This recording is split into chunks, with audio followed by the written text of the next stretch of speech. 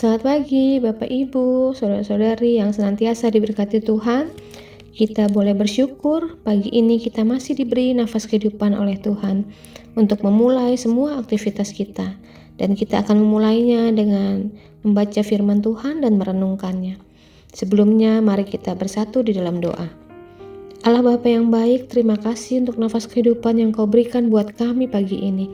Kami akan memulai semua aktivitas kami dengan membaca firman-Mu, mendengarkan dan merenungkannya.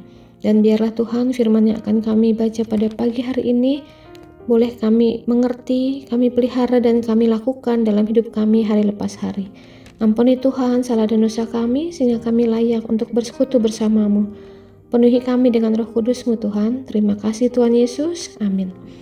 Bacaan kita pagi ini diambil dari Lukas 2 ayat 8 sampai dengan 20. Lembaga Alkitab Indonesia memberi judul Gembala-Gembala. Demikian firman Tuhan.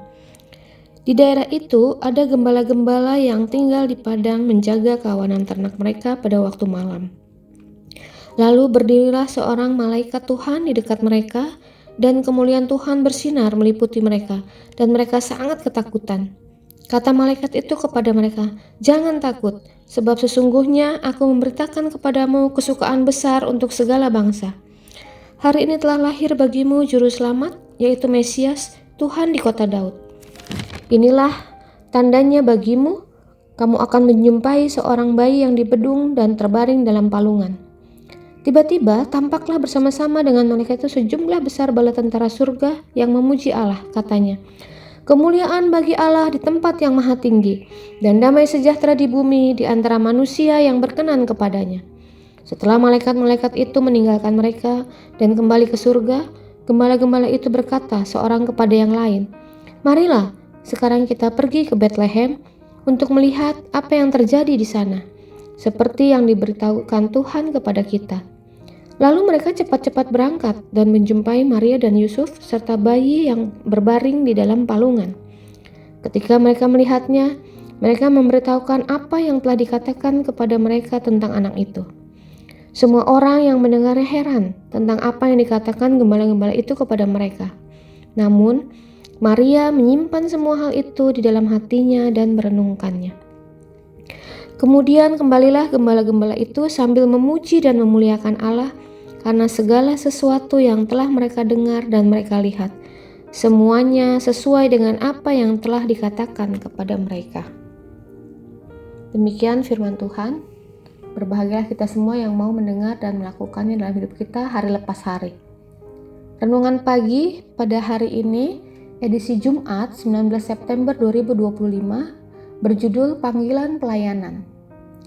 Ketika Tuhan memanggil kita untuk melayaninya, misalnya di gereja, berapa banyak di antara kita yang segera menyambutnya? Beberapa mungkin langsung menyambut dengan sukacita pelayanan tersebut. Sebagian lagi menolak dengan alasan sibuk bekerja atau mengurus rumah tangga. Mereka bersedia melayani jika sudah lebih banyak waktu luang atau pensiun. Itulah kenyataan yang ada.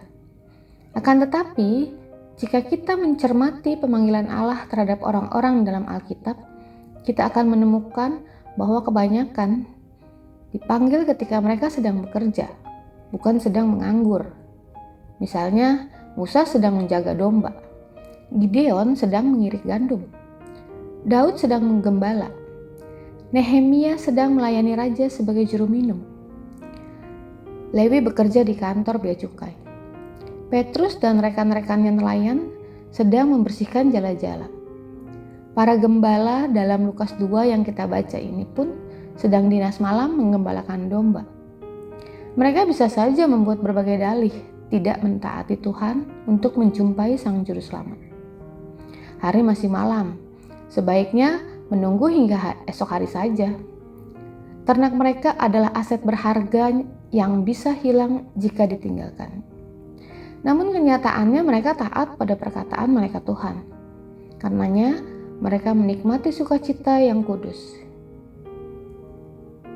Bapak Ibu, saudara-saudara yang senantiasa diberkati Tuhan, tidak semua orang dituntut untuk meninggalkan pekerjaannya secara permanen agar dapat melayani Tuhan. Yang terjadi, seringkali mereka hanya perlu mengelola waktunya dengan bijak agar pelayanan yang ditugaskan Allah dapat dikerjakan dengan baik. Oleh karena itu, sadarilah bahwa melayani adalah sebuah tanggung jawab, sekaligus juga sebuah kehormatan yang diberikan Allah kepada kita. Mari berdoa. Bapa yang baik, terima kasih untuk firman yang boleh kami baca, kami dengar, dan boleh kami renungkan ini Tuhan. Bantu kami Tuhan untuk dapat melakukannya dalam hidup kami hari lepas hari. Terima kasih Engkau tetap mengingatkan kami untuk mau melayani dengan penuh sukacita tanpa ada paksaan. Dalam kondisi kami yang seperti apapun, Engkau tetap memanggil kami. Bantu kami untuk dapat mengelola waktu kami Tuhan, sehingga tidak ada lagi alasan untuk kami berkata tidak untuk pelayanan kepadamu Tuhan. Dan sertai kami di sepanjang kegiatan kami hari ini Tuhan, dari pagi, siang, sore hingga malam nanti. Engkau yang akan melindunginya dan Engkau yang akan tetap memelihara kami. Bantu kami Tuhan untuk menjadi saksi-Mu yang hidup dimanapun Engkau menempatkan kami. Terima kasih Tuhan Yesus. Amin.